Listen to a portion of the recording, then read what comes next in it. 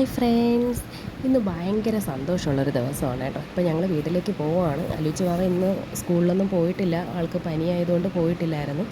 അങ്ങനെ ആൽബിക്കുട്ടനും തീരെ സുഖമില്ല, ചുമയും ജലദോഷവും ഒക്കെ ആയിട്ട് നിൽക്കുകയാണ്. അപ്പം നമ്മളുടെ ഇവിടെ നമ്മുടെ അമ്പലത്തിൽ പേരയത്ത് ഉത്സവമാണ് ആയിരവലിക്കളത്തിൽ കേട്ടോ.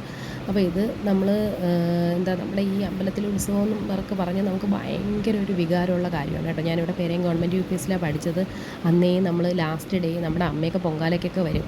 അപ്പോൾ അമ്മയൊക്കെ കാണാതെ നമ്മൾ ഫുഡ് കഴിക്കാനൊക്കെ അന്നദാനത്തിനൊക്കെ വരുമായിരുന്നു, പ്രോഗ്രാംസിനൊക്കെ വരും. അപ്പോൾ നമുക്കൊരു വികാരമാണ് ഈ അമ്പലം എന്ന് പറഞ്ഞാൽ കേട്ടോ.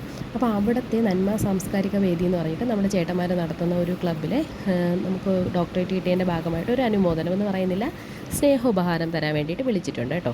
അപ്പോൾ നമുക്കത് ഒഴിവാക്കാൻ പറ്റില്ലല്ലോ. കാര്യം എന്താണ്, നമ്മുടെ ഒരു സന്തോഷത്തിൽ അവർക്കും അവർ പങ്കുചേരുകയാണ്. അതിന് വേണ്ടിയിട്ട് നമുക്കതൊരു ഇരട്ടി മധുരമാവുകയാണ്. അപ്പോൾ അതിനുവേണ്ടി ഞങ്ങൾ ഓടി വന്നു.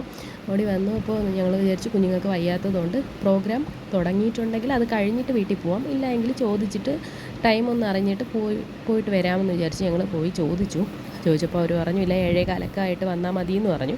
ഞങ്ങളൊരു 6:15 6:20 ആയപ്പോഴാണ് എത്തിയത്. അങ്ങനെ ഞങ്ങൾ തിരിച്ച് വീട്ടിലേക്ക് പോയി കേട്ടോ. നമുക്ക് നല്ല ബ്യൂട്ടിഫുള്ളായിട്ട് അവർ അലങ്കരിച്ചിട്ടിട്ടുണ്ട് കേട്ടോ. എനിക്ക് നല്ല ഇഷ്ടപ്പെട്ടു. നല്ല രീതിയിൽ അത്യാവശ്യം തിരക്കും ഉണ്ടായിരുന്നു കേട്ടോ നമ്മൾ ചെന്ന സമയത്ത്. അപ്പോൾ അങ്ങനെ എനിക്ക് തോന്നുന്നു എനിക്ക് പേരയത്തുകാരി എന്ന് പറയുന്നതാണ് എനിക്ക് കുറച്ചുകൂടി ഇഷ്ടം. കാര്യം എന്ന് വെച്ചാൽ എൻ്റെ നാട് ചൂടലാണ്, കുറച്ചടുത്താണ്. പക്ഷേ എൻ്റെ നാട്ടുകാരെക്കാളും എനിക്ക് പലപ്പോഴും എന്നെ ചേർത്ത് നിർത്തിയത് എൻ്റെ പേരയത്തുകാരാണ് കേട്ടോ. എനിക്ക് പല വേദികളിൽ അല്ലെങ്കിൽ പല സമയങ്ങളിൽ എനിക്കത് നല്ല രീതിയിൽ ഫീൽ ചെയ്തിട്ടുണ്ട്. ഇവർക്കങ്ങനെ രാഷ്ട്രീയമെന്നോ മതമെന്നോ അങ്ങനെ വേറെ ഒരു കാറ്റഗറൈസേഷനും അവർക്കില്ല കേട്ടോ. അവർക്കെല്ലാവരും ഒരുപോലെയാണ്. അതെനിക്ക് ഭയങ്കര ഇഷ്ടമുള്ള ഒരു ക്വാളിറ്റി ആയിട്ട് എനിക്ക് തോന്നിയിട്ടുണ്ട്.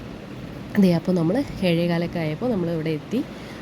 നമ്മൾ ചെന്ന സമയത്ത് ഇവിടെ ഒരു സാംസ്കാരിക സമ്മേളനം ഉദ്ഘാടനം ചെയ്യുകയായിരുന്നു. അപ്പോൾ കുറച്ച് നേരം ആ മാഡത്തിൻ്റെ സ്പീച്ച് ഉണ്ടായിരുന്നു. അത് കഴിഞ്ഞതിന് ശേഷം അപ്പോൾ ആ സമയത്ത് നമ്മൾ ബാക്കിലിരിക്കുവാണ് കേട്ടോ. കുട്ടികൾക്ക് വയ്യാത്തതുകൊണ്ട് നമ്മൾ ഫ്രണ്ടിലോട്ട് പോയില്ല. അപ്പോൾ കുറച്ച് കഴിഞ്ഞ് ഞങ്ങളുടെ ഫ്രണ്ടിൽ ചെന്ന് ഇരിക്കാൻ പറഞ്ഞപ്പോൾ രണ്ടുപേരും കൂടി ഓടി വന്നു. പക്ഷേ പാവം അവർക്ക് വയ്യെങ്കിലും അവർ അഡ്ജസ്റ്റ് ചെയ്ത് ഇരുന്നു. പിന്നെ നമ്മുടെ ഈ കമ്മിറ്റി ആ ചേട്ടന്മാരൊക്കെ ആണെങ്കിലും നല്ല രീതിയിൽ നമ്മളെടുത്ത് സഹകരിച്ചു. അവർക്കും വലിയ പ്രശ്നം, എനിക്ക് പേടിയായിരുന്നു ഇനി കുഞ്ഞുങ്ങൾ വരുമ്പോൾ പ്രശ്നമാകുമെന്ന്. കുഴപ്പമൊന്നുമില്ലായിരുന്നു കേട്ടോ. എന്തായാലും നമ്മുടെ ഈ ഒരു സന്തോഷത്തിൽ അവർ പങ്കുചേർന്നു, അല്ലെങ്കിൽ അവരെ കൂട്ടത്തിൽ നമ്മളെ കൂടി അവർ ചേർത്ത് നിർത്തുന്നു എന്നറിയുമ്പോൾ വളരെയധികം സന്തോഷമാണ്. നമ്മുടെ സിറ്റിയിലൊന്നും ഇതൊന്നും കാണാൻ പോലും പറ്റത്തില്ല കേട്ടോ. ഒരു ഗ്രന്ഥശാലയോ ഒരു പ്രോഗ്രാമോ ഒന്നുമില്ല. അപ്പോൾ ഇതൊക്കെ അവർ ചെയ്യുന്ന വളരെ മഹത്കരമായിട്ടുള്ളൊരു കാര്യമാണ് കേട്ടോ. വളരെയധികം നന്ദിയുണ്ട്. നമ്മുടെ കുഞ്ഞു മക്കൾക്ക് എല്ലാവർക്കും ഇതുപോലെ ഇവരിലൂടെയൊക്കെ വലിയ വലിയ സ്വപ്നം സാക്ഷാത്കരിക്കട്ടെ.